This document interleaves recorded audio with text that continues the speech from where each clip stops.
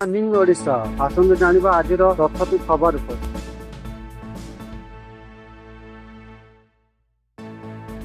October 9ରେ ଲଘୁଚାପ, ବର୍ଷାର ସମ୍ଭାବନା। ଆସୁଛି ଆଉ ଏକ ଲଘୁଚାପ। ଆସନ୍ତା 9 ତାରିଖ ବେଳକୁ ଉତ୍ତର ବଙ୍ଗୋପସାଗରରେ ଆଉ ଏକ ଲଘୁଚାପ ସୃଷ୍ଟି ହେବାର ସମ୍ଭାବନା ରହିଛି। ପାଣିପାଗ କେନ୍ଦ୍ର ସୂଚନା ଦେଇଛି। ଏହାର ପ୍ରଭାବରେ ରାଜ୍ୟର କିଛି ସ୍ଥାନରେ ପ୍ରବଳ ବର୍ଷା ସହ ବିଜୁଳି ଘଡ଼ଘଡ଼ି ହେବ। ମାଛ ଧରାଳୁମାନଙ୍କୁ ସତର୍କ ରହିବାକୁ ସୂଚନା ଦିଆଯାଇଛି। ପାଣିପାଗ ବିଭାଗ ଲୋକମାନଙ୍କୁ ସଚେତନ ରହିବା ପାଇଁ ଅନୁରୋଧ କରିଛି। ବାଙ୍ଗାଲୁରୁରେ ଅଟୋ ଡ୍ରାଇଭର କିନ୍ତୁ କୋଟିପତି। ଏଆଇ ସ୍ମାର୍ଟ ଆପ୍ରେ ଫାଉଣ୍ଡର ଓ ଇନଭେଷ୍ଟର। ବାଙ୍ଗାଲୁରୁର ଏକ ସାଧାରଣ ଅଟୋ ଯାତ୍ରା କରୁଥିବା ଜଣେ ଟେକ୍ ଇଞ୍ଜିନିୟରଙ୍କ ପାଇଁ ଆଶ୍ଚର୍ଯ୍ୟ କରିଛି। ଅକ୍ଟୋବର 4ରେ ଆକାଶ ଆନନ୍ଦନୀ ନାମକ ଇଞ୍ଜିନିୟର ଅଟୋରେ ବସିଥିବା ସମୟରେ ଡ୍ରାଇଭରଙ୍କୁ ଆପଲ ୱାଚ୍ ଓ ଏୟାରପଡ୍ସ ପିନ୍ଧିଥିବା ଦେଖି କଥା ଆରମ୍ଭ କରିଥିଲେ। କଥାବାର୍ତ୍ତାରେ ଡ୍ରାଇଭର ଖୁଲାସା କରିଥିଲେ ଯେ ସେ 4ରୁ 5 କୋଟି ଟଙ୍କା ମୂଲ୍ୟରେ 2ଟି ଘରର ମାଲିକ ଏବଂ ପ୍ରତି ମାସ 2ରୁ 3 ଲକ୍ଷ ଟଙ୍କା ଭଡ଼ା ଆୟ କରନ୍ତି। ତା ସହିତ ସେ ଏକ ଏଆଇ ସ୍ମାର୍ଟ ଆପ୍ର ଫାଉଣ୍ଡର ଓ ଇନଭେଷ୍ଟର। ଏହି ଆଶ୍ଚର୍ଯ୍ୟଜନକ କାହାଣୀକୁ ଆନନ୍ଦନୀ ସୋସିଆଲ ମିଡ଼ିଆରେ ସେୟାର କରିବା ପରେ ଭାଇରାଲ ହୋଇଥିଲା। କେହି ଡ୍ରାଇଭରଙ୍କ ଉଦ୍ୟମକୁ ପ୍ରଶଂସା କରିଥିଲେ। ଭାରତରେ 6,956 ବିଦେଶୀ କଏଦୀ। ପଶ୍ଚିମବଙ୍ଗ ସର୍ବୋଚ୍ଚ ସଂଖ୍ୟାରେ। ଜାତୀୟ ଅପରାଧ ରେକର୍ଡ ବ୍ୟୁରୋ NCRBର 2023 ରିପୋର୍ଟ ଅନୁଯାୟୀ ପଶ୍ଚିମବଙ୍ଗରେ ସର୍ବାଧିକ ବିଦେଶୀ କଏଦୀ ଅଛନ୍ତି। ଭାରତରେ 6,956 ବିଦେଶୀ କଏଦୀ ରହିଥିବାରୁ 2,508 ପଶ୍ଚିମବଙ୍ଗର ଜେଲରେ ଅଛନ୍ତି। ବେଶୀଭାଗ ବାଂଲାଦେଶୀ, ତାପରେ म्यांमार ନାଗରିକ। 778 ବିଦେଶୀ କଏଦୀ ଦୋଷୀ ସାବ୍ୟସ୍ତ। 1,440 ମାମଲା ଶୁଣାଣି ଏପର୍ଯ୍ୟନ୍ତ ନିଷ୍ପତ୍ତି ପାଇନି।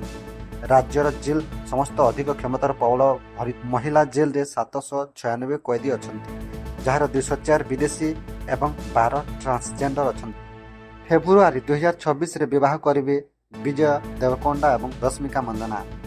ପ୍ରେମ ସମ୍ପର୍କ ପରେ ଅଭିନେତା ବିଜୟ ଦେବରକୋଣ୍ଡା ଏବଂ ଅଭିନେତ୍ରୀ ରଶ୍ମିକା ମନ୍ଦନା ଚୁପଚାପ ନିର୍ବନ୍ଧ କରିଥିବା ଖବର ଜାତୀୟ ଗଣମାଧ୍ୟମରେ ଚର୍ଚ୍ଚାର ଜୋର ଧରିଛି।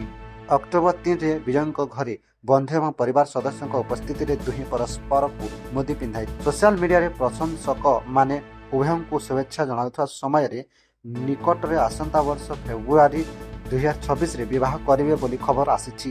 ଗୀତା ଗୋବିନ୍ଦମ ଓ ଡିୟର କମ୍ରେଡ୍ ସିନେମାର ପ୍ରଶଂସକଙ୍କ ପ୍ରିୟ କ୍ୟୁଟ୍ କପଲ ବିଜୟ ରଶ୍ମିକାଙ୍କ ବିବାହ ଡେଷ୍ଟିନେସନ ୱେଡିଂ ହେବ ବୋଲି ସୂଚନା ମିଳିଛି। ନୂଆପଡ଼ାକୁ ମୁଖ୍ୟମନ୍ତ୍ରୀଙ୍କ ବଡ଼ ଭେଟି। ନୂଆପଡ଼ାରେ ଭୋଟ ପୂର୍ବରୁ ମୁଖ୍ୟମନ୍ତ୍ରୀ ମୋହନ ମାଝୀ ଆସି ବଡ଼ ଘୋଷଣା କଲେ। ସେ କହିଲେ ଖରିଆର ରୋଡକୁ ମ୍ୟୁନିସିପାଲିଟି ମାନ୍ୟତା ଦିଆଯିବ। ସେନାପାଲି ଓ କମନକୁ NSC କରାଯିବ। ସରକାର 1100 କୋଟି ଟଙ୍କା ଖର୍ଚ୍ଚ କରି 957ଟି ନୂଆ କାମ ଆରମ୍ଭ କରିବେ। ନୂଆପଡ଼ା ଷ୍ଟାଡିୟମରେ ସେ ବଡ଼ କାର୍ଯ୍ୟକ୍ରମ କରି ଅନେକ କାମର ଶୁଭାରମ୍ଭ ଓ ଉଦ୍ଘାଟନ କଲେ। ଏବେ ଏପର୍ଯ୍ୟନ୍ତ ଭୋଟର ତାରିଖ ନିର୍ଦ୍ଧାରିତ ହୋଇନାହିଁ, କିନ୍ତୁ 6 ଅକ୍ଟୋବରରେ ବିହାର ନିର୍ବାଚନ ସହିତ ନୂଆପଡ଼ାରେ ମଧ୍ୟ ବିଗୁଲ ବାଜିବ। ସୁନା ଓ ରୂପା ଦର। ସୁନା ଓ ରୂପା ଦର ବଢ଼ିଛି। 24 କ୍ୟାରେଟ ସୁନା 10 ଗ୍ରାମର ମୂଲ୍ୟ 1,20,770 ଟଙ୍କା, 1,20,770 ଟଙ୍କା ଓ 22 କ୍ୟାରେଟ 1,10,700 ଟଙ୍କାକୁ ପହଞ୍ଚିଛି। ଏହି ଦର ଭୁବନେଶ୍ୱର, ମୁମ୍ବାଇ ଓ କୋଲକାତାରେ ସମାନ।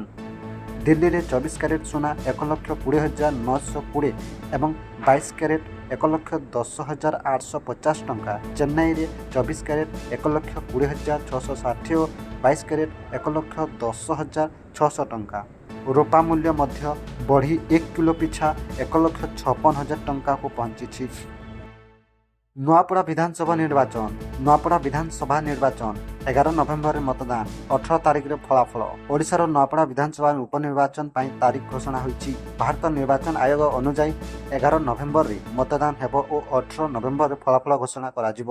ନୂଆପଡ଼ାରେ 56ଟି ନୂଆ ପୋଲିଂ ବୁଥ୍ ସ୍ଥାପନ କରାଯାଇଛି। 22 ସେପ୍ଟେମ୍ବରରୁ EVM ଓ VVPAT ଯାଞ୍ଚ ଆରମ୍ଭ ହୋଇଛି।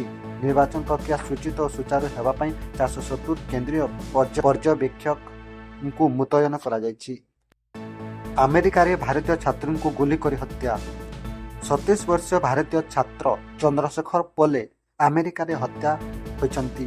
ସେ ଡାଲାସରେ ଡେଣ୍ଟାଲ ସର୍ଜରୀ ଡିଗ୍ରୀ ପରେ ମାଷ୍ଟର୍ସ କରି ଭଲ ଚାକିରି ପାଇଁ ଅପେକ୍ଷା କରୁଥିଲେ। ଭୋଟ ପାଇଁ ଗ୍ୟାସ୍ ଷ୍ଟେସନରେ ପାର୍ଟ ଟାଇମ୍ କାମ କରୁଥିଲେ। ଶୁକ୍ରବାର ରାତିରେ ଜଣେ ଅଜଣା ବନ୍ଧୁକଧାରୀ ତାଙ୍କୁ ଗୁଲି କରି ହତ୍ୟା କରିଛନ୍ତି। ଘଟଣାସ୍ଥଳରେ ସେ ମୃତ୍ୟୁ କରିଛନ୍ତି।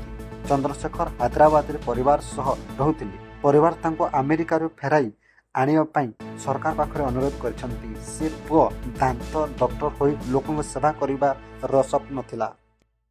ଟେସ୍ଲା ସିଇଓ ଏଲନ୍ ମସ୍କ ବିଶ୍ୱର ସବୁଠାରୁ ଧନୀ ବ୍ୟକ୍ତି। ବିଶ୍ୱର ସବୁଠାରୁ ଧନୀ ବ୍ୟବସାୟୀ ଏଲନ୍ ମସ୍କ ପୁଣି ଥରେ ଇତିହାସ ରଚିଛନ୍ତି। ସେ ବିଶ୍ୱର ପ୍ରଥମ ବ୍ୟକ୍ତି ଯିଏ ତାଙ୍କର ସମ୍ପତ୍ତି $500 ବିଲିୟନ ଅତିକ୍ରମ କରିଛି। ପୂର୍ବରୁ ସେ 300 ବିଲିୟନ ଏବଂ ପରେ 400 ବିଲିୟନ ସମ୍ପତ୍ତି ଅର୍ଜନ କରିଥିଲେ।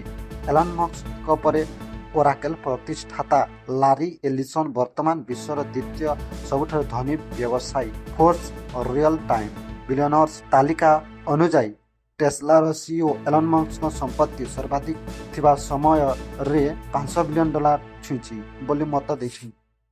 CHSC ଯୁକ୍ତ 2 ପରୀକ୍ଷା ଫର୍ମ ଫିଲ୍ଅପ୍ ତାରିଖ ଘୋଷଣା। ରେଗୁଲାର ଓ ଏକ୍ସ ରେଗୁଲାର ପରୀକ୍ଷାର୍ଥୀଙ୍କ ପାଇଁ ନିୟମ। CHSC ଯୁକ୍ତ 2 ପରୀକ୍ଷା ପାଇଁ ଫର୍ମ ଫିଲ୍ଅପ୍ ତାରିଖ ଘୋଷଣା କରିଛି। ରେଗୁଲାର ପରୀକ୍ଷା 20 ଅକ୍ଟୋବରରୁ 6 ନଭେମ୍ବର ମଧ୍ୟରେ ଫର୍ମ ଭରିବେ। ଏକ୍ସ ରେଗୁଲାର ପରୀକ୍ଷା ନଭେମ୍ବର 13ରୁ 25 ନଭେମ୍ବର ମଧ୍ୟରେ ଫର୍ମ କରିବେ। ଏକ୍ସ ରେଗୁଲାର ପରୀକ୍ଷାର୍ଥୀ 13 ନଭେମ୍ବରରୁ 25 ନଭେମ୍ବର ମଧ୍ୟରେ ଫର୍ମ ଭରିବେ। 200 ଟଙ୍କା ଫାଇନ୍ ସହିତ ନଭେମ୍ବର 10ରୁ 14 ମଧ୍ୟରେ ଫର୍ମ ଭରିପାରିବେ ଏବଂ 600 ଟଙ୍କା ଫାଇନ୍ ସହିତ ନଭେମ୍ବରର ଏବଂ 600 ଟଙ୍କା ଫାଇନ୍ ସହିତ ନଭେମ୍ବର 17ରୁ 19 ମଧ୍ୟରେ ଫର୍ମ ଭରିପାରିବେ।